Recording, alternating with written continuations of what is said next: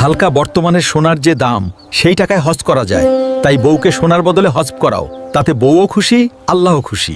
হুজুর, আপনি তো দারুণ কথা কইছেন। আল্লাহ আপনার মঙ্গল করুক। যাই, বউরে নিয়ে হজ কইরা আসি।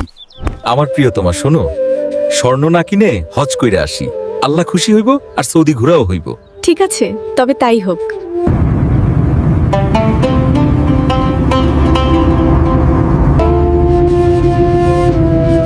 চলো, হজ তো শেষ, এখন তোমাকে একটু শপিং করায় দেই।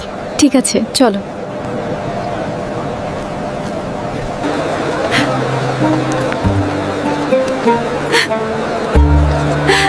Arco Movito Rico. চলো অন্য মার্কেটে যাই, এইখানে সব সোনা। আমরা তো সোনা কিনবো না, তাই না? কি বলো?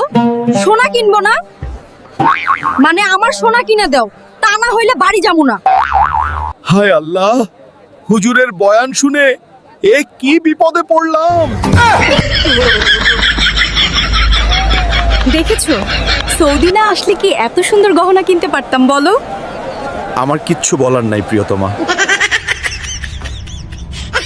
হুজুর, আপনার কথা শুনে স্বর্ণ না কিনে বউকে হজ্জে নিয়ে গেলাম, কিন্তু বউ হজ্জ করলো আবার স্বর্ণ কিনলো। কষ্ট নিস না হালকা, বউ খুশি মানে আল্লাহ খুশি। বন্ধুরা, হাসি ও মজার মধ্যেও শিক্ষা আছে। ভিডিও ভালো লাগলে লাইক, শেয়ার আর সাবস্ক্রাইব করতে